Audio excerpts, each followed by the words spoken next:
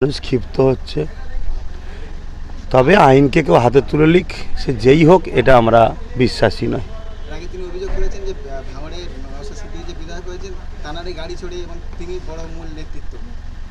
নওশাদ হয়তো অভাব পড়ে গেছিল, হয়তো ওই জন্য ছুটেছিল ওর পেছনে। এর আগে বিধায়ক শওকত মোল্লা তিনি মানে বলেছিলেন অন ক্যামেরায় যে ইউটিউবারদের যেখানে পাবেন সেখানে গণধোলাই করবেন, মানে তারই একজন ডানহাত লোক সে গণধোলাই হলো, তাহলে কি এরপরে শওকত মোল্লা কলা বলে মনে হচ্ছে? সেটা আমি কি করে বলি বাবা, না আমি এতটুকু বুঝি, মারের বিশ্বাসী আমরা নয়।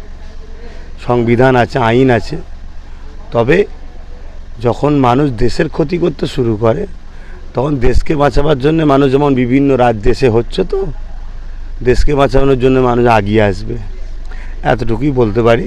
আর বাকিটা হ্যাঁ, ভাষা ইউজ করেছে যে কথাটা বলা যাচ্ছে না, বলছে এই অমুকের ছেলে বলে খুব নোংরা ভাষায় ছেলে গালাগালি করে বলছে তুই কোথায় আছিস বল, তোকে পুঁতে ফেলে দেবো, এবং তোর কোনো বাবা এমনকি অভিষেক ব্যানার্জি পর্যন্ত বাঁচাতে পারবে না, তোর দোকান আমি 24 ঘন্টার ভেতর ভেঙে দেবো। তারপরেই সেই রফিকুলের বাড়িতে এলাকার মানুষ ক্ষিপ্ত হয়ে গিয়ে বললো যে তুই এই যে নোংরা ভাষাগুলো বলিস এটা ঠিক করেছিস, এবং মারার পরে দেখলাম যেমন লোক ডিং করে থাকে, অসভ্যরা থাকে, ঠিক সেরকমভাবে জামা কাপড় খুলে পাগলের মতো হয়ে গেছে।